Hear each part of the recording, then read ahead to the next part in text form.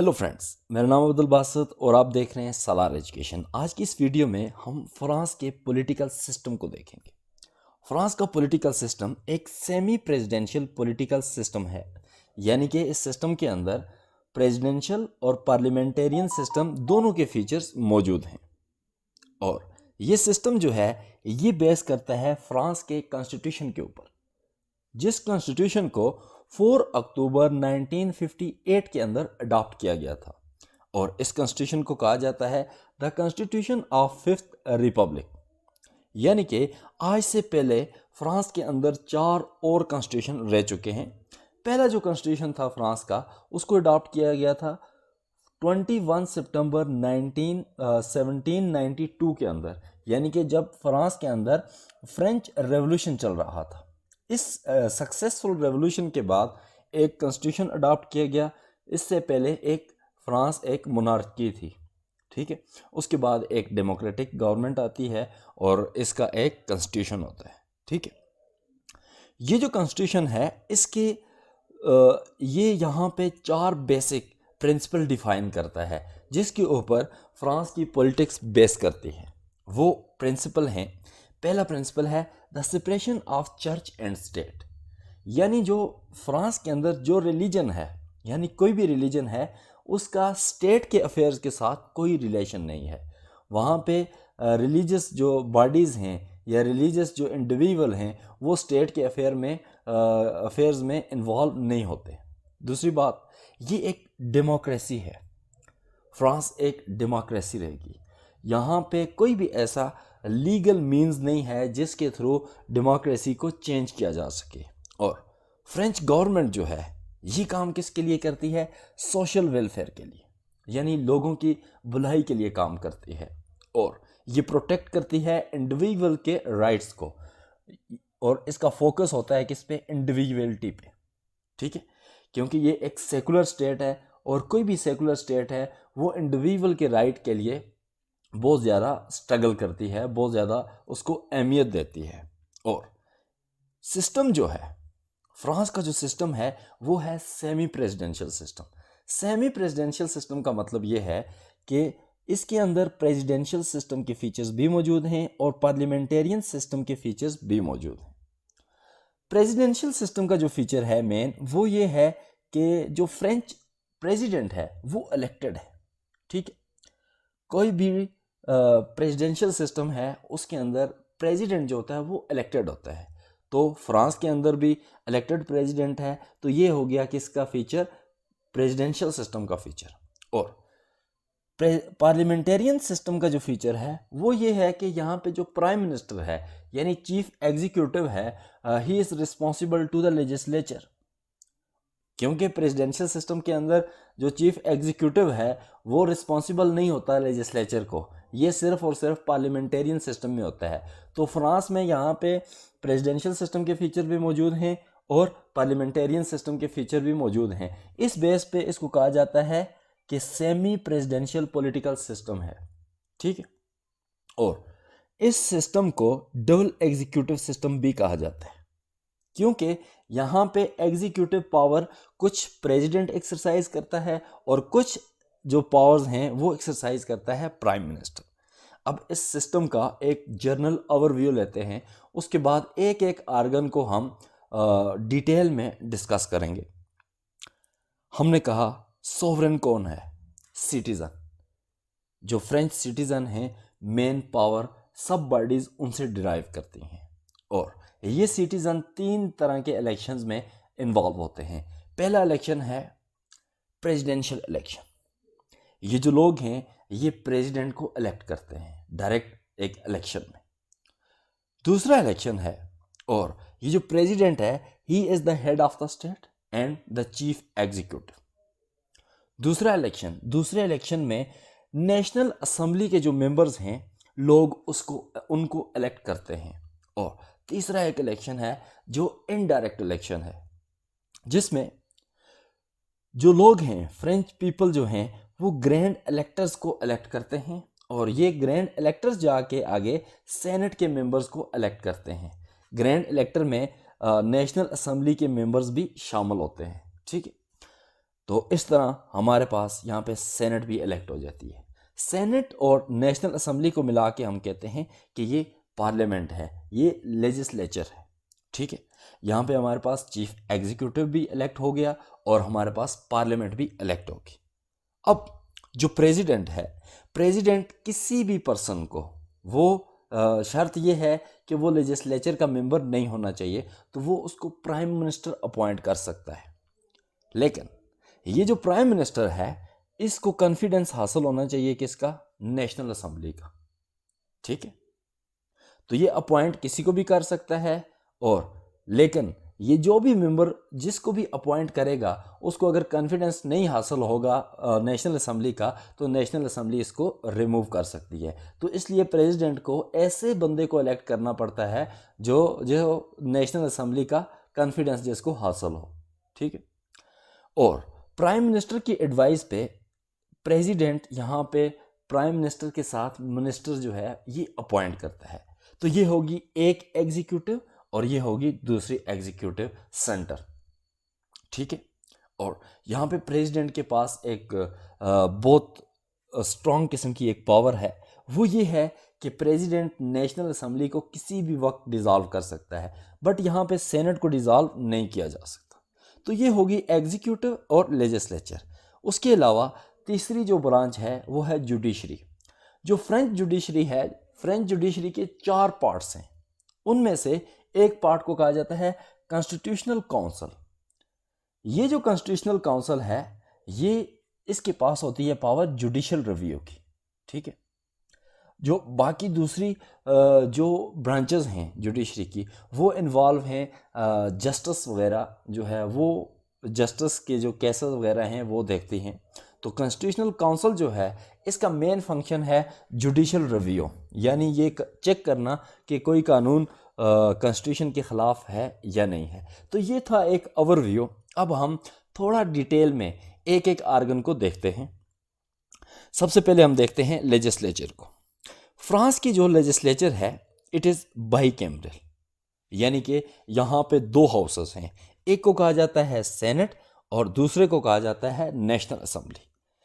जो national assembly है ये पॉपुलर हाउस है। Popular house mean it is directly elected by the people. और जो सेनेट है अपर हाउस। अपर हाउस जो है हमेशा यूएसए के अलावा अपर हाउस जो है ये एक वीक हाउस होता है, और फ्रांस में भी अपर हाउस वीक हाउस है। इसको इलेक्ट करते हैं ग्रैंड इलेक्टर्स।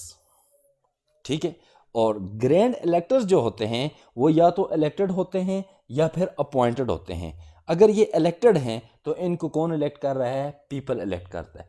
अगर ये अपॉइंटेड हैं ये तो इनको एग्जीक्यूटिव जो है वो अपॉइंट करती है। तो ये है लेजिस्लेचर यानी कि पार्लियामेंट।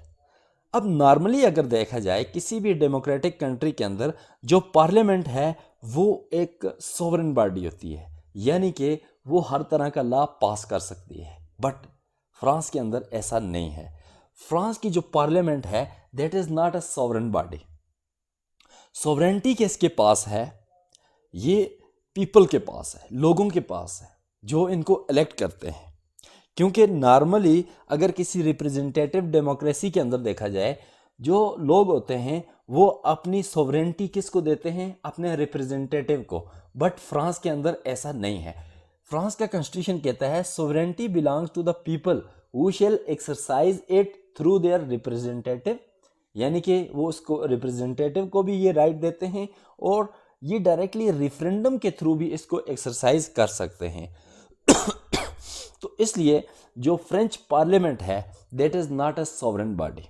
ओके, और इसीलिए आर्टिकल 34 फ्रेंच कॉन्स्टिट्यूशन का आर्टिकल 34 ये पार्लियामेंट की ज्यूरिसडिक्शन को डिफाइन करता है, यानी कि पार्लियामेंट कुछ खास ही एरियाज़ के अंदर लेजिस्लेशन कर सकती है, उसके बाहर वो लेजिस्लेशन नहीं कर सकती।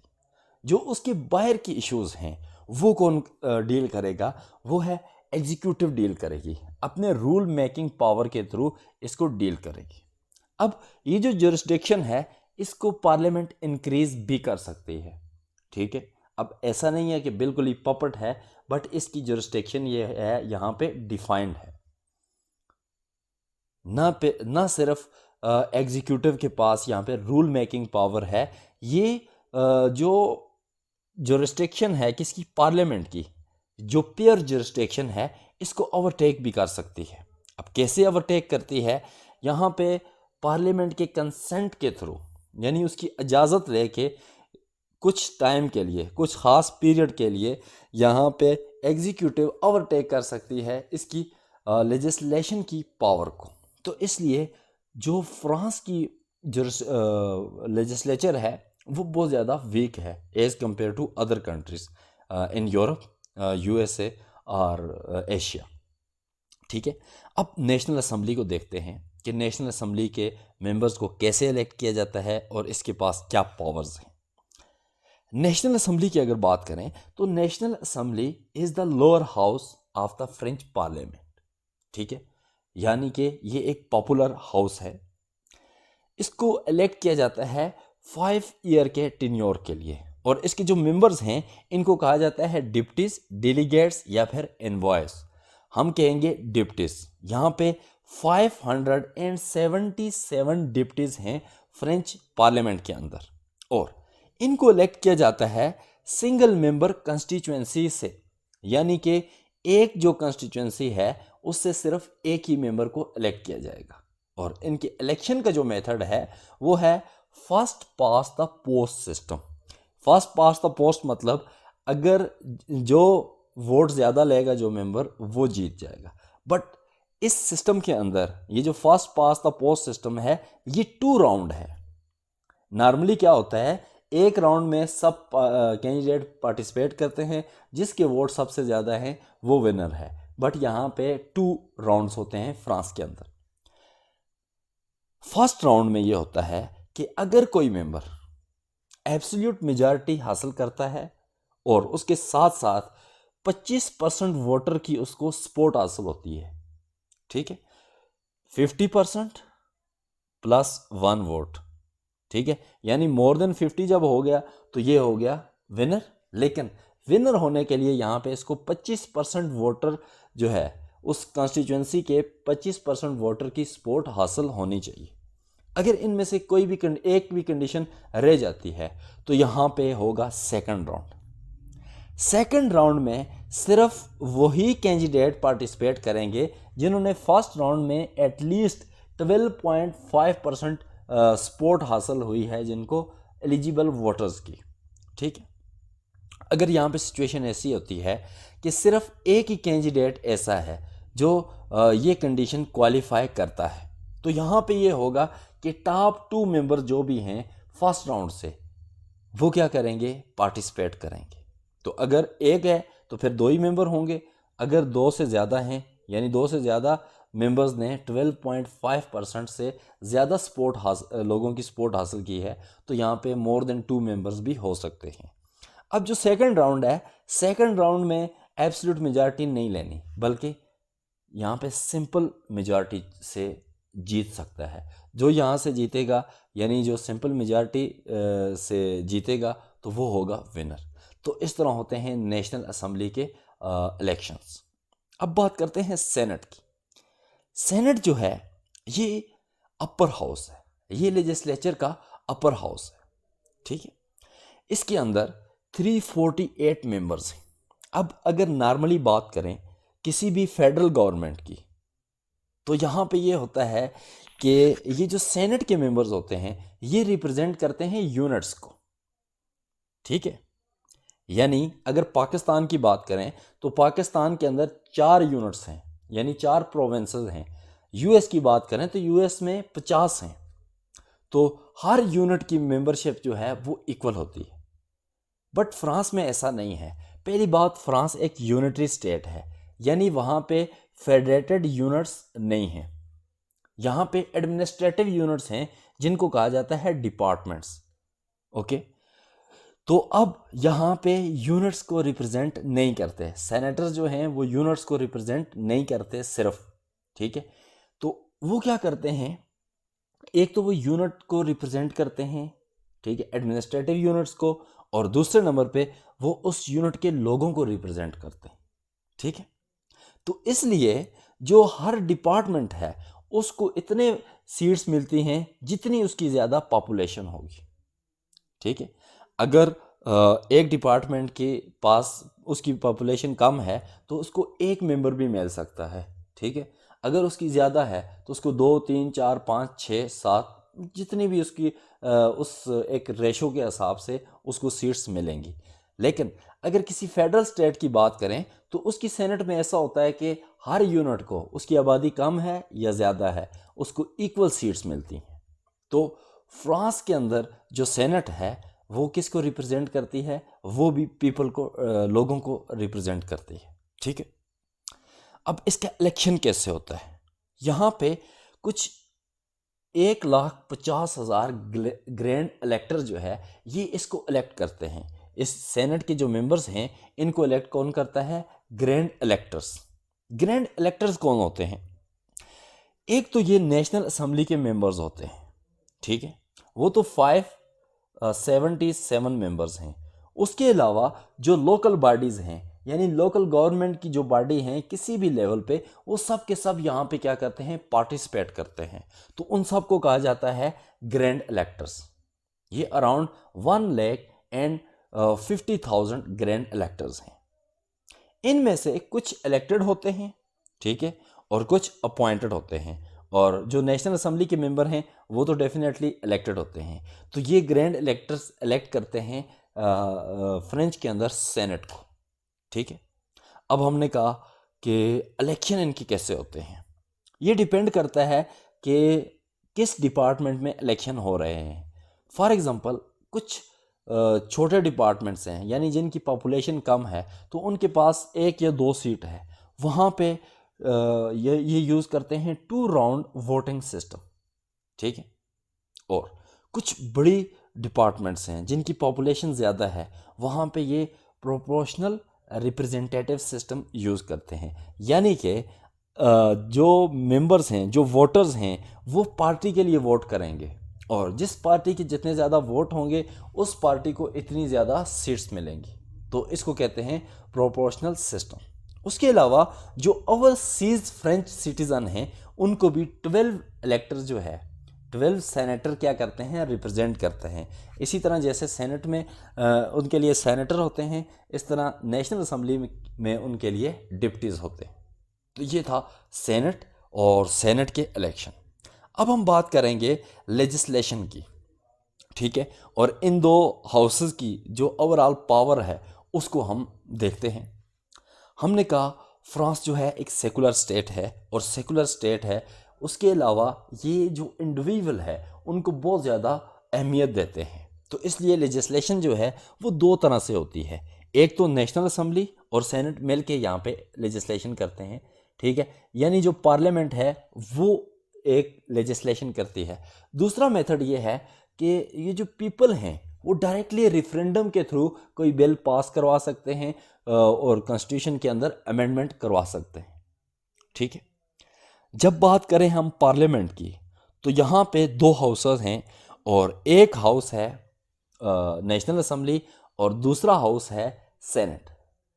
अगर कोई वैसे नॉर्मल कंडीशन में ये होता है कि दोनों का कंसेंट चाहिए, बट अगर उनमें कोई डेडलॉक आ जाता है दोनों हाउसेस के अंदर, तो यहाँ पे किसका डिसीजन प्रिवेल करेगा? नेशनल असेंबली का। इन अदर वर्ड कि नेशनल असेंबली जो है वो सेनेट से ज़्यादा पावरफुल है।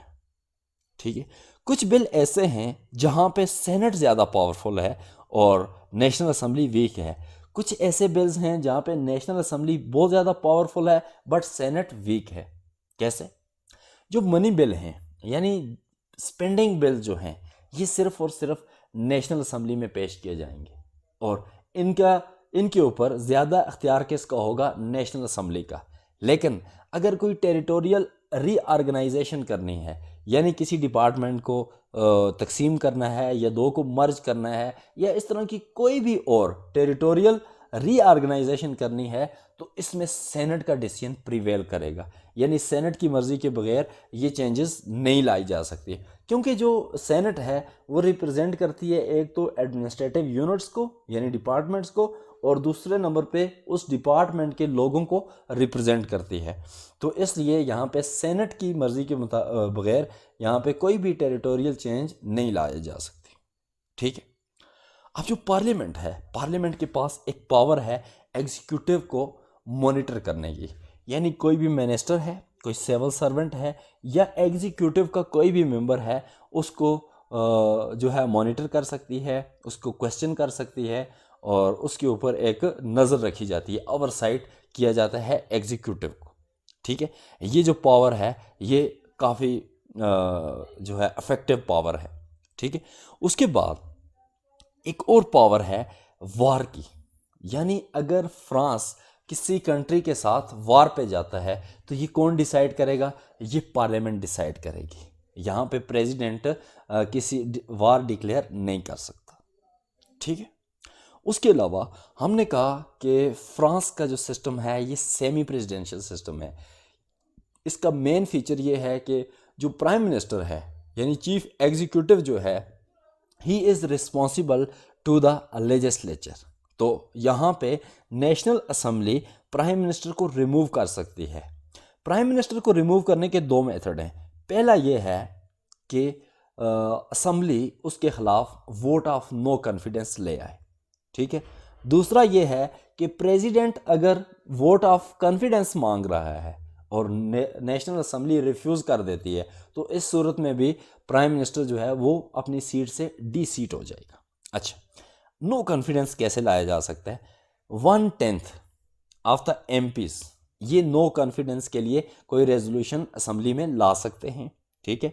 अगर इस रेजोल्यूशन को एक एब्सोल्यूट मेजॉरिटी के थ्रू पास कर देती है, यानी 50% प्लस 1 वोट, तो इस एब्सोल्यूट मेजॉरिटी से अगर ये रेजोल्यूशन पास हो जाता है तो प्राइम मिनिस्टर जो है वो रिमूव हो जाएगा। तो इसके लिए कितने वोट चाहिए? टोटल कितने हैं नेशनल असेंबली में? 577। तो यहाँ पे 289 वोट चाहिए प्राइम मिनिस्टर को रिमूव करने के। ठीक है। दूसरा है कि प्राइम मिनिस्टर अगर कॉन्फिडेंस लेने में फेल हो जाए, कैसे फेल हो सकता है? यहाँ पे कॉन्फिडेंस लेने के दो मेथड हैं। हमने कहा कि जो प्राइम मिनिस्टर है उसको अपॉइंट कौन करता है? प्रेसिडेंट। ठीक है।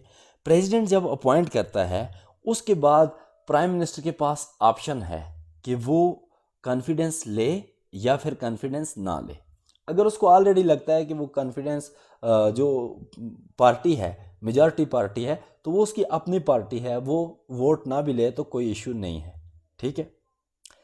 तो अदरवाइज अगर असेंबली की मेजॉरिटी है उनमें लोगों को वो पसंद नहीं आता तो वो उसको रिमूव कर सकते हैं, बट लाजमी नहीं है ऐसा। एक एग्जांपल ऐसी हुई है 1988 से 1993 के दौरान जो प्राइम मिनिस्टर थे उन्होंने कोई वोट ऑफ कॉन्फिडेंस नहीं लिया। तो पहला ऑप्शन है कि प्राइम मिनिस्टर वॉलंटियरली जाके कहेगा कि मुझे आप कॉन्फिडेंस दो। ठीक है। अगर वो कॉन्फिडेंस देते हैं तो वो सीट पे रहेगा, अगर वो कॉन्फिडेंस नहीं देते तो ये हो जाएगा रिमूव। ठीक है। अब दूसरा मेथड क्या है? दूसरा मेथड ये है कि प्राइम मिनिस्टर जाता है, कोई फिनांस बिल है यानी कोई मनी बिल है या फिर सोशल सिक्योरिटी फिनांसिंग बिल है, ये बिल पेश करता है किसमें? असेंबली में, और ये डिक्लेयर करता है कि ये कॉन्फिडेंस का इशू है। अगर ये बिल पास हो गया तो मैं समझूंगा कि पार्लियामेंट को मुझ पे एतबार है, वो उसकी मुझे सपोर्ट हासिल है। अगर ये बिल फेल हो जाता है तो मैं रिमूव हो जाऊंगा। तो अगर ये बिल फेल हो जाएगा तो प्राइम मिनिस्टर जो है वो रिमूव हो जाएगा। अब इसके लिए मेथड क्या है? सबसे पहले प्राइम मिनिस्टर जो है बिल वो टेबल करता है। टेबल हो गया बिल, अगर उसके 24 घंटे के अंदर नेशनल असेंबली में उसके खिलाफ एक वोट ऑफ नो कॉन्फिडेंस की रेजोल्यूशन आ जाती है, ठीक है, या फिर उस 24 घंटे गुजरने के बाद 48 आवर्स के अंदर उस बिल को पास नहीं किया जाता तो प्राइम मिनिस्टर रिमूव हो जाएगा। ठीक है। अगर इन दोनों में से एक काम भी हो जाता है, ठीक है, यानी यहाँ पे वोट ऑफ नो कॉन्फिडेंस नहीं आता, उसके बाद अगले 48 आवर्स के अंदर उस बिल को पास कर दिया जाता है, तो यहाँ पे ये कंसीडर किया जाएगा कि प्राइम मिनिस्टर को नेशनल असेंबली की सपोर्ट हासिल है। तो ये है मेथड वोट ऑफ कॉन्फिडेंस लेने का। दूसरा मेथड ये है कि एक तीसरा मेथड है जिसको हम कहेंगे थर्ड मेथड। थर्ड मेथड ये है कि प्राइम मिनिस्टर सीधा जाके एक रेजोल्यूशन पेश करेगा कि मुझे कॉन्फिडेंस दें। अगर यहाँ पे वो रेजोल्यूशन पास हो जाता है, ठीक है, एब्सोल्यूट मेजॉरिटी से, यानी 50% प्लस वोट से, तो वो कॉन्फिडेंस कंसीडर किया जाएगा। अगर वो रेजोल्यूशन पास नहीं होता तो प्राइम मिनिस्टर को अपनी सीट छोड़नी पड़ेगी, ठीक है। तो इस तरह नेशनल असेंबली प्राइम मिनिस्टर को रिमूव कर सकती है। उसके अलावा यहाँ पे प्रेसिडेंट को इम्पीच भी किया जा सकता है। देखिए, यहाँ पे प्रेसिडेंट को इम्पीच करने का क्या मकसद है। यहाँ पे पॉलिटिकल बेसिस पे यहाँ पे नहीं किया जा सकता इम्पीच। फॉर एग्जांपल, अगर किसी पार्टी को लगता है कि उसको प्रेसिडेंट पसंद नहीं है, ठीक है, या वो अपनी मर्जी का कोई प्रेसिडेंट लाना चाहते हैं, तो वो उसको रिमूव नहीं कर सकते।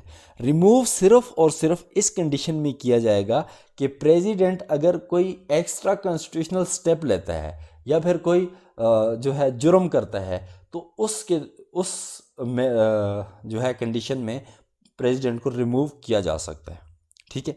अब कैसे रिमूव किया जाएगा? रिमूव करने का मेथड ये है कि एक ग्रुप, ठीक है, कोई डिप्टीज या सेनेटर्स का ग्रुप अपने हाउस में, सेनेटर है तो सेनेट में, डिप्टी है तो नेशनल असेंबली में एक रेजोल्यूशन पेश करेगा, ठीक है। वो रेजोल्यूशन उस हाउस में पास होगा, फिर दूसरे हाउस में जाएगा, तो 2/3 मेजॉरिटी से दोनों हाउसेस से वो पास हो गया जब, ठीक है। 2/3 मेजॉरिटी मीन 66% वोट, यानी अगर 66% वोट से वो रेजोल्यूशन पास हो जाता है दोनों हाउसेस से, तो उसके बाद ये जो दोनों हाउसेस हैं ये एक बनाएंगे the high court of impeachment, यानी ये दोनों हाउसेस इकट्ठे एक ज्वाइंट सेशन में आ जाएंगे। जब ये ज्वाइंट सेशन में आएंगे तो इनको कहा जाएगा the high court of impeachment. यहाँ पे फिर इसी बिल को 2/3 मेजॉरिटी से ये पास करते हैं, ठीक है। अगर ये इसमें कामयाब हो जाते हैं तो प्रेसिडेंट जो है वो रिमूव हो जाएगा, ठीक है। तो इस तरह प्रेसिडेंट को रिमूव किया जा सकता है। याद रखिए, यहाँ पे पॉलिटिकल बेसिस पे रिमूव नहीं किया जा सकता, सिर्फ यहाँ पे क्रिमिनल बेसिस पे, यानी अगर इस प्रेसिडेंट ने कोई क्राइम किया है या फिर प्रेसिडेंट कोई बहुत ही ज़्यादा अनकॉन्स्टिट्यूशनल काम कर दिया है, तो इस वजह से इसको रिमूव किया जा सकता है। नॉर्मल कंडीशन में प्रेसिडेंट को रिमूव नहीं किया जा सकता, ठीक है। आगे हम देखेंगे कि प्रेसिडेंट असेंबली को किसी भी वजह के बगैर भी यहाँ पे डिसॉल्व कर सकता है। तो यहाँ पे प्रेसिडेंट के पास ज़्यादा पावर है। अब आते हैं हम एग्जीक्यूटिव की तरफ। हमने कहा फ्रांस के अंदर डबल एग्जीक्यूटिव है।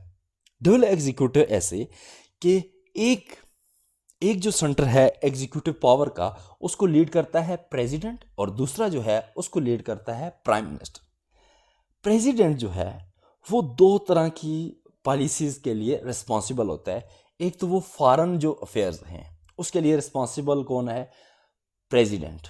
और जो इंटरनल अफेयर्स हैं उनकी जो जनरल पॉलिसी है वो कौन डिफाइन करता है? वो प्रेसिडेंट डिफाइन करता है। बट यहाँ पे जो डोमेस्टिक अफेयर्स हैं तो उनको day to day domestic affair उनको डील करता है प्राइम मिनिस्टर। तो यहाँ पे एग्जीक्यूटिव के 2 सेंटर हो गए, एक प्रेसिडेंट और एक प्राइम मिनिस्टर। जो प्रेसिडेंट है he is the head of the state and head of the executive, और he is responsible to the people because he is directly elected by the people. तो ये हो गया एक एग्जीक्यूटिव का सेंटर। और दूसरा है president. President is head of the government, और ना तो ये इलेक्टेड होता है और ना ही ये लेजिस्लेचर का मेंबर है, और ये रिस्पॉन्सिबल जो है प्रेसिडेंट को भी रिस्पॉन्सिबल है और लेजिस्लेचर को भी रिस्पॉन्सिबल है। यानी कि ये बहुत ज़्यादा प्रेशर में होता है क्योंकि इसको प्रेसिडेंट की भी माननी पड़ती है और यहाँ पे असेंबली की भी माननी पड़ती है। प्रेसिडेंट इसको रिमूव नहीं कर सकता बट असेंबली इसको रिमूव कर सकती है। यहाँ पे प्रेसिडेंट अगरचे प्राइम मिनिस्टर को रिमूव नहीं कर सकता, ये असेंबली को रिमूव कर सकता है। तो इसलिए यहाँ पे जो प्राइम मिनिस्टर है उसके ऊपर काफ़ी प्रेशर होता है, या एटलीस्ट होना चाहिए जिस तरह की सिचुएशन है। क्योंकि फ्रेंच एक जो है डेवलप किस्म की डेमोक्रेसी है, वहाँ पे इतना ज़्यादा प्रेशर उस तरह की चीज़ें नहीं होती। बट ये है कि इसके पास जो प्राइम मिनिस्टर है उसके ऊपर काफ़ी ज़्यादा रिस्पॉन्सिबिलिटी है। अब हम डिस्कस करते हैं पहले प्रेसिडेंट को, ठीक है। प्रेसिडेंट जो है ये हमने ऑलरेडी डिस्कस कर लिया, head of the state, head of the executive, और यहाँ पे ये chief the commander in chief भी है फ्रेंच आर्मी का, यानी आर्मी को कौन लीड करता है? French president. और इसको इलेक्ट किया जाता है, लोग इसको इलेक्ट करते हैं यूनिवर्सल सफरेज, यानी हर बंदे को यहाँ पे हक है कि वो वोट कर सके प्रेसिडेंट के लिए। और प्रेसिडेंट को 5 ईयर के टेन्योर के लिए इलेक्ट किया जा सकता है। और एक पर्सन, कोई एक कैंडिडेट मैक्सिमम 2 टर्म्स जो है वो के लिए प्रेसिडेंट सर्व कर सकता है। अब यहाँ पे जो प्रेसिडेंट बनने के लिए, प्रेसिडेंट का कैंडिडेट बनने के लिए जो कंडीशन है वो काफ़ी स्ट्रिक्ट हैं। ठीक है, क्या क्वालिफिकेशन है हम देखते हैं। सबसे पहली बात है, अगर कोई कैंडिडेट इलेक्शन में पार्टिसिपेट करना चाहता है, उसके पास 500 इलेक्टेड लोकल ऑफिशियल की रिटन फॉर्म में सपोर्ट होनी चाहिए। ठीक है, वो लिख के दें कि हम इस कैंडिडेट को सपोर्ट करेंगे। ठीक है, और जो डिपार्टमेंट्स हैं, अब ये 500 जो मेंबर्स हैं, लोकल ऑफिशियल हैं, इनका ताल्लुक कम से कम 30 डिपार्टमेंट से होना चाहिए। ऐसा नहीं है कि ये 500 एक ही डिपार्टमेंट से हों, यानी कि प्रेसिडेंट अपने ही महल्ले के दोस्त यार 500 इकट्ठे करके उनसे लिखवा ले कि हाँ हम इसको सपोर्ट करेंगे, ऐसा नहीं है। किस कैंडिडेट बनने के लिए कम से कम 30 डिपार्टमेंट्स या ओवरसीज कलेक्टिविटीज़ से यहाँ पे इसको सपोर्ट हासिल होनी चाहिए 500 इलेक्टेड लोकल ऑफिशियल्स की। और यहाँ पे और कंडीशन ये है कि एक जो डिपार्टमेंट है उसके मेंबर कितने होने चाहिए? 10% से ऊपर मेंबर्स नहीं होने चाहिए, यानी 500 जो हैं उनमें से 10% जो मेंबर है एक डिपार्टमेंट से हो सकते हैं, बट 10 से ज़्यादा नहीं हो सकते। ठीक है, तो ये भी एक कंडीशन है। और एक और बात, एक ऑफिशियल, एक इलेक्टेड जो लोकल ऑफिशियल है वो सिर्फ एक कैंडिडेट को ये एश्योरेंस दे सकता है। तो इसलिए कैंडिडेट बनना प्रेसिडेंट का वहाँ पे ये एक टफ चीज़ है। ठीक है, और जो दूसरी क्वालिफ़िकेशन है वो ये है कि ये फ्रेंच सिटीज़न होना चाहिए। ठीक है, और ये एलिजिबल होना चाहिए डिप्टी बनने का। ठीक है जी। दूसरी बात बड़ी इंटरेस्टिंग, कम से कम ये 18 साल का होना चाहिए, यानी फ्रांस का जो प्रेसिडेंट है वो 18 साल का भी हो सकता है। ये थोड़ी यूनिक सी बात है, क्योंकि बाकी जो कंट्रीज़ हैं वहाँ पे कंडीशन ये होती है कि एटलीस्ट 40 ईयर या 35 एटलीस्ट होता है। यहाँ पे 18 साल का प्रेसिडेंट भी बन सकता है और इसके ख़िलाफ़ कोई क्रिमिनल रिकॉर्ड नहीं होना चाहिए। तो इस तरह प्रेसिडेंट बन सकता है, कोई भी कैंडिडेट प्रेसिडेंट के इलेक्शन के लिए खड़ा हो सकता है। अब देखते हैं इलेक्शन कैसे होते हैं। इलेक्शन हमने कहा 5 साल बाद होते हैं, और इलेक्शन का जो स्टेप है वो स्टार्ट होता है पहला 21 मार्च को। सब कैंडिडेट ने अपनी सपोर्ट वगैरह दिखा के, तो अपने क्वालिफ़िकेशन जो है वो पूरी करके वहाँ पे अपना नाम दर्ज करवा लिया। ठीक है, उसके बाद 21 मार्च को इनकी लिस्ट जो है, ऑफिशियल जो कैंडिडेट्स हैं इनकी लिस्ट जारी होगी। ओके, उसके बाद यहाँ पे ये कैंपेन स्टार्ट नहीं कर सकते। अब ऑफिशियल ये जो कैंडिडेट लिस्ट जो है ये जारी होगी, बट यहाँ पे ये कैंपेन स्टार्ट नहीं कर सकते। कैंपेन स्टार्ट होगी 10 अप्रैल को। ठीक है, 10 अप्रैल को हो जाएगी कैंपेन स्टार्ट। ये दूसरा स्टेप है। कैंपेन जो है, कैंपेन में एक कैंडिडेट मैक्सिमम जो खर्चा कर सकता है वो 20 मिलियन यूरो का कर सकता है, यानी इससे ऊपर ये एक्सपेंसेस नहीं कर सकता कैंपेन के ऊपर।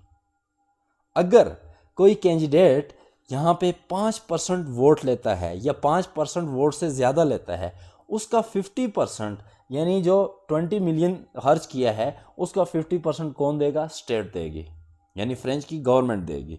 अगर 5% से इसके वोट कम होते हैं तो यहाँ पे सिर्फ इसको 8 मिलियन मिलेंगे। 50% मीन 10 मिलियन, और अगर 5 से नीचे लेता है तो यहाँ पे इसको कितने मिलेंगे? 8 मिलियन मिलेंगे। और एक और बात, टीवी के ऊपर सब कैंडिडेट्स को इक्वल टाइम मिलेगा। ऐसा नहीं है कि एक कैंडिडेट जो है, कोई चैनल एक कैंडिडेट को ही टाइम देता रहे, उसको ही स्पीचेस का मौका देता रहे। कोई भी चैनल है, ओवरऑल जो टाइम है वो सब कैंडिडेट्स को बराबर मिलेगा। सारी कैंपेन वगैरह हो गई, तो कैंपेन के लिए कितने दिन दिए गए हैं जी? 23 दिन हैं जी। यहाँ पे कितने दिन है, 23 दिन है।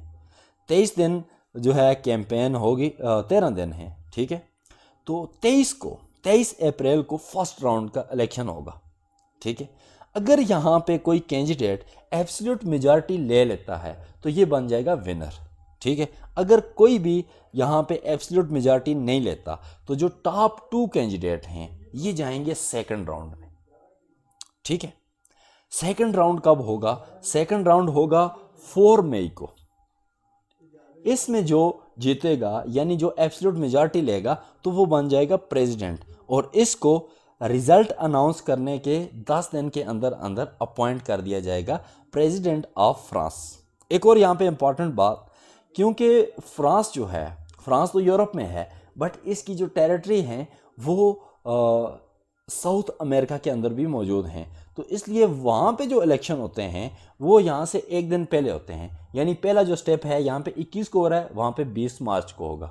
दूसरा स्टेप वहाँ पे 9 अप्रैल को होगा। तीसरा 22 अप्रैल को होगा। और जो सेकंड राउंड है, अगर सेकंड राउंड की नौबत आती है तो वो होगा 6 मई को। तो ये बात यहाँ पे आप याद रख लीजिए, ठीक है। अब देखते हैं कि प्रेसिडेंट के पास क्या क्या पावर्स हैं। प्रेसिडेंट की जो पावर है, कहा जाता है कि जो फ्रांस का प्रेसिडेंट है वो जर्मनी के प्रेसिडेंट से, या फिर यूके का जो मोनार्च है या फिर क्वीन है, और यूएसए का जो प्रेसिडेंट है उससे ज़्यादा इसके पास पावर मौजूद है, ठीक है। पहली पावर ये है कि he is the commander in chief of the arm forces. ये जो फ्रांस की मिलिट्री पॉलिसी है उसको ये डिफ़ाइन करता है। ये डिफ़ाइन करता है कि हम किसके साथ तलक बनाएंगे, कैसे तलक, मिलिट्री रिलेशन किस तरह के रखेंगे, ठीक है। बट यहाँ पे ये प्रेसिडेंट जो है ये वार डिक्लेयर नहीं कर सकता। अगर इसको लगता है कि वार डिक्लेयर करनी है तो ये पार्लियामेंट के पास जाएगा। तो पार्लियामेंट के पास यहाँ पे सोल पावर है कि वो वार डिक्लेयर कर सकते हैं, ठीक है। बट यहाँ पे जो फ्रेंच आर्मी है उसको ये अपने कंट्री से बाहर, यानी नेटो या किसी और ऑर्गेनाइजेशन के थ्रू मुल्क पूरी दुनिया में कहीं भी डिप्लॉय कर सकता है, ठीक है, आउटसाइड द फ्रांस। यहाँ पे ये वार तो डिक्लेयर नहीं कर सकता, तो फ्रांस के जो ट्रूप्स हैं उनको बाहर भेज सकता है। बट इसको 3 दिन के अंदर अंदर पार्लियामेंट को इन्फॉर्म करना पड़ेगा, ठीक है। और ये 4 मंथ से ज़्यादा डिप्लॉयमेंट नहीं होगी। अगर प्रेसिडेंट चाहता है कि उसकी आर्मी बाहर 4 महीने से ज़्यादा रहे तो यहाँ पे इसको नेशनल असेंबली यानी जो पार्लियामेंट है, ओवरऑल पार्लियामेंट की यहाँ पे सपोर्ट चाहिए, ठीक है। यहाँ से अगर पार्लियामेंट इजाज़त देती है तो आर्मी 4 महीने से ऊपर भी किसी जगह पे डिप्लॉय रह सकती है। उसके अलावा अगर फ्रांस किसी जंग में इन्वॉल्व है तो यहाँ पे प्रेसिडेंट के पास पावर है कि वो न्यूक्लियर फोर्स यूज़ कर सकता है, ठीक है। तो यहाँ पे प्रेसिडेंट के पास अच्छी खासी पावर्स हैं। अच्छा, अब बात करते हैं दूसरी पावर। एक मेन पावर है कि जो प्रेसिडेंट है ये फ्रांस को रिप्रेजेंट करता है इंटरनेशनल लेवल पे, और इसके लिए जो भी फॉरेन हेड आता है तो यहाँ पे फ्रांस का प्रेसिडेंट उसको मिलता है, ठीक है। कोई भी ट्रीटी है इंटरनेशनल लेवल पे वो प्रेसिडेंट साइन करता है, और मोस्ट जो ट्रीटीज़ हैं उनको रेटिफाई भी करता है। बट यहाँ पे कुछ ट्रीटीज़ ऐसी हैं जो सिर्फ और सिर्फ पार्लियामेंट रेटिफाई करेगी। वो ट्रीटीज़ आर्टिकल 53 के अंदर डिफाइन की गई हैं। कौन कौन सी ट्रीटी है? पीस ट्रीटी, यानी अगर किसी के साथ जंग लगी हुई है तो पीस करना है वो पार्लियामेंट करेगी, प्रेसिडेंट नहीं कर सकता। कोई ट्रेड एग्रीमेंट है तो वो कौन करेगा, रेटिफाई कौन करेगा उस ट्रीटी को? नेशनल असेंबली करेगी, यानी पार्लियामेंट करेगी। उसके बाद कोई आर्ग्यूमेंट है, कोई ऐसा एग्रीमेंट है जिसके थ्रू फ्रांस का कानून चेंज होगा, ठीक है, उसके कॉन्स्टिट्यूशन में कोई चेंजेस लानी पड़ेंगे तो वो भी पार्लियामेंट उसको अप्रूव करेगी। यानी जो मेजर ट्रीटीज़ हैं वो पार्लियामेंट के पास आएंगी, और जो नॉर्मल हैं, एवरेज सी हैं, वो प्रेसिडेंट जो है वो उसको रेटिफाई भी कर सकता है, ठीक हो गया। अब यहाँ पे एक और पावर है कि ये प्राइम मिनिस्टर को अपॉइंट कर सकते हैं। किसी भी पर्सन को यहाँ पे ये प्राइम मिनिस्टर अपॉइंट कर सकता है। बट यहाँ पे जो नेशनल असम्बली है, नेशनल असम्बली के पास फुल पावर है कि वो उसको रिमूव कर सकती है। यानी इसके पास फुल पावर है कि ये किसी को भी अपॉइंट कर सकता है। तो यहाँ पे जो असम्बली है उसके पास फुल पावर है कि वो किसी को भी रिमूव कर सकता है। तो इस सिचुएशन में ये होगा कि प्रेसिडेंट हमेशा किसी ऐसे इंडिविजुअल को अपॉइंट करेगा कि उसको लगता है कि ये पार्लियामेंट की सपोर्ट ये हासिल कर लेगा। ठीक है, अगर असम्बली के अंदर प्रेसिडेंट की अपनी पार्टी है तो फिर यहाँ पे किसी भी को मेंबर को ये लगाएगा तो वो सपोर्ट हासिल कर लेगा। लेकिन अगर यहाँ पे प्रेसिडेंट की अपनी पार्टी मौजूद नहीं है असम्बली के अंदर तो यहाँ पे इस सिचुएशन को कहा जाता है कोहैबिटेशन। कोहैबिटेशन में ये होता है कि प्रेसिडेंट को किसी दूसरी पार्टी का यानी अपोजिशन का बंदा जो उसकी मुखालफ पार्टी होती है उस पार्टी के किसी मेंबर को प्राइम मिनिस्टर अपॉइंट करना पड़ेगा। ठीक है, ये इस तरह की सिचुएशन फ्रांस की हिस्ट्री में 3 दफ़ा आई है। एक है 1986 से 1988 में, 93 से 95 में और 97 से 2002 तक। तो इस तरह की जब कंडीशन आ जाती है तो यहाँ पे प्रेसिडेंट की पावर काफ़ी हद तक लिमिटेड हो जाती है, काफ़ी हद तक इसकी पावर कम हो जाती है। ठीक है, उसके अलावा ये जो मेंबर्स हैं यानी जो प्राइम मिनिस्टर के मिनिस्टर्स हैं उनको अपॉइंट कौन करता है? प्रेसिडेंट करता है, but on the advice of the prime minister. और आर्टिकल 19 है वो ये कहता है कि प्रेसिडेंट कोई भी डिसीजन लेगा, ठीक है, कोई भी डिसीजन लेगा तो उसको प्राइम मिनिस्टर या फिर रेलिवेंट जो मिनिस्टर है उसको वो काउंटर साइन करेगा। यानी कि जो प्रेसिडेंट है he is not all in all, ये अपनी मर्जी के डिसीजन नहीं ले सकता। तो इसके जो डिसीजन हैं उसको काउंटर साइन कौन करेगा?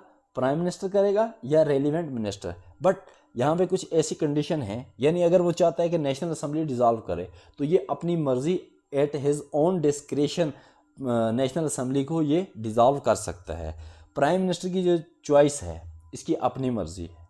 ठीक है, और उस तरह की जो पावर्स हैं, जो कुछ पावर ऐसी हैं ये अपनी मर्जी से वो उनको एक्सरसाइज कर सकता है। ठीक हो गया, तो यहाँ से हमें पता चलता है कि जो प्रेसिडेंट है ये कोई बहुत ही ज़्यादा पावरफुल नहीं है, लेकिन कुछ कंडीशन ऐसी हैं जो इसको बहुत ज़्यादा पावरफुल बना देती हैं। ठीक हो गया, उसके अलावा प्रेसिडेंट के पास एक मेजर पावर है, वो है जो कॉन्स्टिट्यूशनल काउंसिल है, यानी सुप्रीम कोर्ट आप समझ लीजिए। ठीक है, जिसके पास जुडिशल रिव्यू की पावर है, उसके सारे मेंबर्स, ठीक है, कौन अपॉइंट करता है? प्रेसिडेंट। ठीक है, 9 मेंबर्स जो है इसके मेंबर्स कौन अपॉइंट करता है? प्रेसिडेंट। उसके अलावा जो फॉर्मर प्रेसिडेंट होते हैं वो कॉन्स्टिट्यूशनल काउंसिल के ऑलरेडी मेंबर्स होते हैं, ये डिफेक्टिव होते हैं। ये मेंबर जो है ये वैसे भी इन्होंने होना होता है। तो जो एक्टिव मेंबर्स हैं इनको कौन अपॉइंट करता है? प्रेसिडेंट अपॉइंट करता है। तो ये पावर जो है प्रेसिडेंट के पास जो है इसकी पावर को बूस्ट कर देती है, बढ़ा देती है। यानी अगर कोई लेजिस्लेशन है तो यहाँ पे किसके बंदे बैठे हुए हैं? प्रेसिडेंट के बंदे बैठे हुए हैं।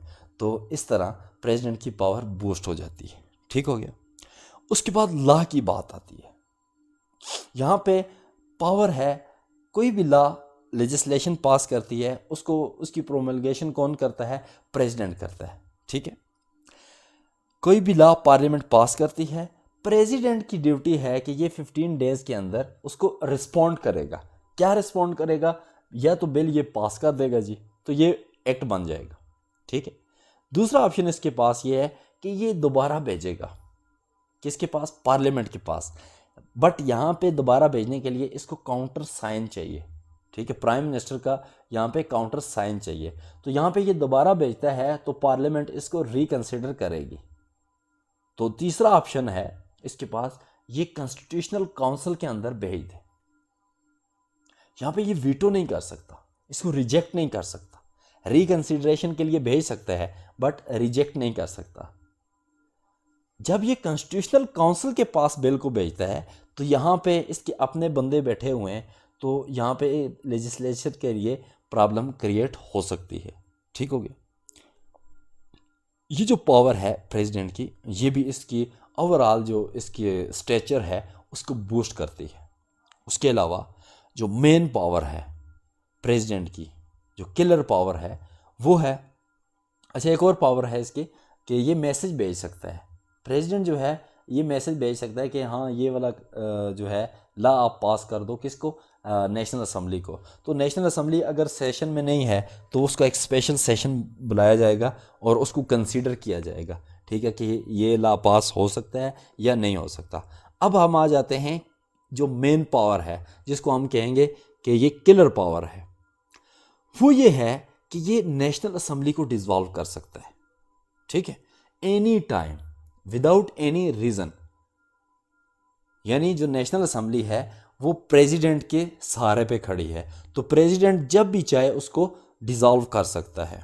तो ये जो पावर है ये प्रेसिडेंट को बनाती है one of the most powerful president in the world. जब कोई असम्बली डिसॉल्व होगी तो अगले 20 डेज़ के अंदर, 20 to 40 डेज़ के अंदर न्यू इलेक्शन होंगे। जब न्यू इलेक्शन हो गए तो जो न्यू पार्लियामेंट आएगी उसको पहले साल के अंदर प्रेसिडेंट डिसॉल्व नहीं कर सकता। ऐसा नहीं है कि नई असम्बली आती है उसको फिर डिसॉल्व कर दे, तो एक साल के अंदर अंदर उसको डिसॉल्व नहीं किया जा सकता। अगर एक साल गुजर जाता है उसके बाद प्रेसिडेंट को लगता है कि इसको डिसॉल्व कर देना चाहिए तो प्रेसिडेंट यहाँ पे डिसॉल्व कर सकता है। और एक और मेजर पावर है जिसको कहते हैं रिफरेंडम की पावर, ठीक है। हमने कहा एक सेकुलर स्टेट है तो जो इंडिविजुअल हैं वहाँ पे जो लोग हैं उनके पास बहुत ज़्यादा पावर है, वो चाहें तो रिफरेंडम के थ्रू क्या कर सकते हैं, किसी भी लॉ को पास कर सकते हैं। रेफरेंडम के दो मेथड हैं जी यहाँ पे, एक आर्टिकल 11 उसमें डिफाइन किया गया है और एक और है आर्टिकल 89 के अंदर के अंडर जो रेफरेंडम होता है। पहले 11 वाला देखते हैं। अगर गवर्नमेंट यानी प्राइम मिनिस्टर और उसके मिनिस्टर, उसकी कैबिनेट प्रेसिडेंट को एडवाइस करते हैं कि कोई लॉ जो है वो रेफरेंडम की तरफ भेजना है, रेफरेंडम के थ्रू पास करना है, यानी नेशनल असम्बली और पार्लियामेंट को बाईपास करना है, तो प्रेसिडेंट रेफरेंडम के लिए किसी बिल को भेज सकता है। दूसरा ये है कि नेशनल असम्बली अगर कहे कि ये बिल जो है ये रेफरेंडम के थ्रू पास हो तो प्रेसिडेंट फिर भी यहाँ पे रेफरेंडम के लिए भेज सकता है, ठीक है। अगर कोई प्राइवेट मेंबर है उसका बिल वहाँ पे पड़ा हुआ है पार्लियामेंट के अंदर और पार्लियामेंट ने उसको कंसीडर नहीं किया, ठीक है, तो इस सूरत में भी प्रेसिडेंट भेज सकता है किसके लिए, रेफरेंडम के लिए। अगर उसके अलावा अगर 1/5, ठीक है, 1/5 यानी 20% मेंबर पार्लियामेंट के और इनको सपोर्ट होनी चाहिए 10% ऑफ द वोटर। टोटल जो वोटर हैं यानी कि उसके अंदर जो फ्रांस के अंदर टोटल वोटर्स कितने हैं उनका 10%, ये अगर कहते हैं आके कि ये वाला बिल पास करें थ्रू रेफरेंडम तो वहाँ पे भी प्रेसिडेंट को रेफरेंडम करवाना पड़ेगा। तो यहाँ पे अच्छी खासी पावर है किसके पास, प्रेसिडेंट के। रेफरेंडम के थ्रू अक्सर वो बिल पास होते हैं जो लॉजिकल नहीं होते, क्योंकि लोगों ने सोचना नहीं होता, लोगों ने जस्ट इमोशनल हो गए, ज़्यादातर लोग जो हैं वो इमोशनल होकर वोट डालते हैं। तो इस तरह के बिल जो है वो पास करवाने हो तो वो रेफरेंडम के थ्रू पास हो सकते हैं। अब दूसरा रेफरेंडम का जो ऑप्शन है वो है अंडर आर्टिकल 89। इसके अंदर अगर पार्लियामेंट ने कोई बिल पास किया है और प्रेसिडेंट चाहता है कि इस बिल को पास नहीं होना चाहिए, ठीक है, तो और ये बिल रिलेटेड टू है organisation of the public institution या फिर अमेंडमेंट, कॉन्स्टिट्यूशनल अमेंडमेंट, इससे रिलेटेड कोई बिल है तो इसको यहाँ पे प्रेसिडेंट भेज सकता है किसके लिए, रेफरेंडम के लिए, ठीक है। यहाँ पे डायरेक्टली भी भेज सकता है और अगर बिल कोई पास हुआ है उसको भी भेज सकता है किसके लिए, रेफरेंडम के लिए। तो ये दो आर्टिकल्स हैं, इनके अंडर पावर्स हैं किसके पास, प्रेसिडेंट के पास। उसके अलावा प्रेसिडेंट फ्रांस के अंदर इमरजेंसी भी डिक्लेयर कर सकता है, ठीक है, लेकिन उससे पहले इसको जो दोनों हाउसेस हैं यानी सेनेट और नेशनल असम्बली, उसके जो प्रेसिडेंट हैं यानी स्पीकर, हमारे यहाँ स्पीकर होता है, वहाँ पे क्या होता है, प्रेसिडेंट होता है, तो स्पीकर से यहाँ पे कंसल्ट करेगा और जो प्रेसिडेंट है कॉन्स्टिट्यूशनल काउंसिल के उसको कंसल्ट करेगा और जो प्रेसिडेंट प्राइम मिनिस्टर है उसको भी कंसल्ट करके उसके बाद ये इमरजेंसी डिक्लेयर कर सकता है। बट ये इमरजेंसी चलेगी 7 दिन के लिए। उसके बाद यहाँ पे कॉन्स्टिट्यूशनल काउंसिल डिटरमाइन करेगी, ये डिसाइड करेगी कि ये इमरजेंसी की जो स्टेट है ये 60 दिन से ऊपर चलनी चाहिए या नहीं चलनी चाहिए। बट यहाँ पे हमने नॉर्मली कहा कि प्रेसिडेंट के पास पावर है कि वो नेशनल असेंबली को डिज़ोल्व कर सके, बट यहाँ पे जब इमरजेंसी की सिचुएशन है यहाँ पे डिज़ोल्व नहीं किया जा सकता किसको, नेशनल असेंबली को। तो ये थी प्रेसिडेंट की पावर्स, मेन पावर। इससे हमें पता चलता है कि फ्रांस का जो प्रेसिडेंट है he is quite powerful person, powerful figure in the politics of France. अब हम आ जाते हैं प्राइम मिनिस्टर की तरफ। ठीक है, प्राइम मिनिस्टर जो है, प्राइम मिनिस्टर और उसकी काउंसिल, हमने जैसे ऑलरेडी हमने डिस्कस कर लिया कि प्राइम मिनिस्टर जो है उसको अपॉइंट कौन करता है, प्रेसिडेंट, और उसकी एडवाइस पे यहाँ पे मिनिस्टर्स को क्या किया जाता है, अपॉइंट किया जाता है। मिनिस्टर यहाँ पे 3 तरह के होते हैं, बेसिकली 2 तरह के होते हैं। एक को कहा जाता है सीनियर मिनिस्टर, एक को कहा जाता है जूनियर मिनिस्टर। ठीक है, जूनियर मिनिस्टर जो हैं इनको सेक्रेटरी भी कहा जाता है और जो सीनियर मिनिस्टर हैं इनको नॉर्मली मिनिस्टर कहा जाता है। और कुछ सीनियर मिनिस्टर भी होते हैं जिनको कहा जाता है मिनिस्टर ऑफ द स्टेट। ये कोई टाइटल है जस्ट एक, ठीक है, तो प्राइम मिनिस्टर किसी को भी ये टाइटल दे सकता है। तो प्राइम मिनिस्टर और उसके मिनिस्टर जो हैं ये चलाते हैं गवर्नमेंट को, यानी जो डेली के डे टू डे एग्जीक्यूटिव जो रोल होते हैं वो प्ले करते हैं प्राइम मिनिस्टर और उसके मिनिस्टर। ठीक है, अब यहाँ पे प्रेसिडेंट प्राइम मिनिस्टर को अपॉइंट तो कर सकता है बट ये इसको रिमूव नहीं कर सकता। इसको सिर्फ और सिर्फ कौन रिमूव कर सकता है, नेशनल असेंबली। ठीक है, और नेशनल असेंबली किसके सहारे पे है, हमने ऑलरेडी डिस्कस कर लिया, वो प्रेसिडेंट के सहारे पे है। तो यहाँ पे सब डिपेंड करते हैं किस पे, प्रेसिडेंट के ऊपर। दूसरी बात कि ये लेजिस्लेचर से नहीं हो सकता। ठीक है, अगर प्राइम मिनिस्टर लेजिस्लेचर से अपॉइंट किया जाता है तो उसको सीट संभालने से पहले अपनी सीट छोड़नी पड़ेगी, किसमें, लेजिस्लेचर के अंदर। सेनेट में है तो वो भी सीट छोड़नी पड़ेगी, नेशनल असेंबली में है तो वो सीट इसको छोड़नी पड़ेगी। तीसरी बात कि ये जो है 5 ईयर टेन्योर है, ये जब तक ऑफिस में रहता है जब तक इसको पार्लियामेंट का यानी नेशनल असेंबली का, ठीक है, सेनेट का यहाँ पे कोई रोल नहीं है, यहाँ पे नेशनल असेंबली का कॉन्फिडेंस हासिल है तो ये रहेगा कहाँ, इस पावर में रहेगा। अगर ये कॉन्फिडेंस ख़त्म हो गया, ये सपोर्ट नेशनल असेंबली की ख़त्म होगी तो ये यहाँ से रिमूव कर दिया जाएगा। अब रोल क्या है और क्या पावर्स हैं, पावर्स कोई ख़ास पावर नहीं है। ठीक है, इसका जो मेन काम है वो ये है कि एग्जीक्यूट करता है जो daily day to day activities हैं, और जो मेजर लेजिस्लेटिव बिल्स हैं वो कौन पेश करता है, प्राइम मिनिस्टर। क्योंकि इसने एग्जीक्यूशन जो है, एग्जीक्यूटिव ने किसको चलाना है, प्राइम मिनिस्टर ने चलाना है एग्जीक्यूटिव को। तो यहाँ पे जो भी बिल होते हैं वो मेनली कौन पेश करता है, प्राइम मिनिस्टर। और इसके अलावा हमने जैसे ऊपर डिस्कस किया कि जो प्रेसिडेंट है, प्रेसिडेंट के ज़्यादातर डिसीजन जो है उनको काउंटर साइन कौन करता है, प्राइम मिनिस्टर करता है, या उसका रेलिवेंट मिनिस्टर उसको काउंटर साइन करता है। तो ये पावर हैं किसकी, प्राइम मिनिस्टर की और उसके मिनिस्टर्स की। अब हम आते हैं जुडिशरी की तरफ। जैसे कि हमने कहा कि जुडिशरी की यहाँ पे 4 ब्रांचेस हैं, हम यहाँ पे नहीं जाएंगे डिटेल में, यहाँ पे हम डिस्कस करेंगे तीन ब्रांचेस को। एक है कॉन्स्टिट्यूशनल काउंसिल, दूसरा है supreme court of appeal and ordinary courts. तीसरी जो ब्रांच है इसको कहा जाता है the council of state and administrative courts, इसके अंडर होते हैं। जो काउंसिल ऑफ स्टेट है ये हाईएस्ट एडमिनिस्ट्रेटिव कोर्ट है, यानी कोई सरकारी ऑफिसर अगर कोई गलती करता है, वो अवाम के साथ करता है या फिर कोई करप्शन वगैरह का उसके ऊपर केस है, तो वो वाले केसेस जाएंगे किस में, एडमिनिस्ट्रेटिव कोर्ट्स के अंदर। ठीक है, और इनका हाईएस्ट कोर्ट कौन सा है, द काउंसिल ऑफ स्टेट। ठीक है, उसके अलावा कोई सिविल कोर्ट है, कोई सिविल केस है या फिर कोई क्रिमिनल केस है, यानी कोई मर्डर का केस है, या फिर कोई ज़मीन वगैरह के जायदाद के जो रियल एस्टेट के कोई इश्यूज़ हैं, तो वो सब कौन डील करेगा? Supreme court of appeals and उसके अंडर जो है ऑर्डिनरी कोर्ट्स। ठीक है। एक और कैटेगरी है जो मैंने यहाँ पे नहीं लिखी हुई, उनको कहा जाता है स्पेशल कोर्ट। ठीक है। तो ये स्पेशल कोर्ट ख़ास मकसद के लिए क्रिएट किए जाते हैं, जैसे टेररिज्म के डील करने के लिए वगैरह वगैरह। तो इस तरह के चौथी कैटेगरी जो है इनको कहा जाता है स्पेशल कोर्ट। जो मेजर यहाँ पे कोर्ट है जिसका पॉलिटिक्स से रिलेशन है, उसको कहा जाता है कॉन्स्टिट्यूशनल काउंसिल। इसके पास है जुडिशियल जो रिव्यू है उसकी यहाँ पे इसके पास पावर है। ठीक है।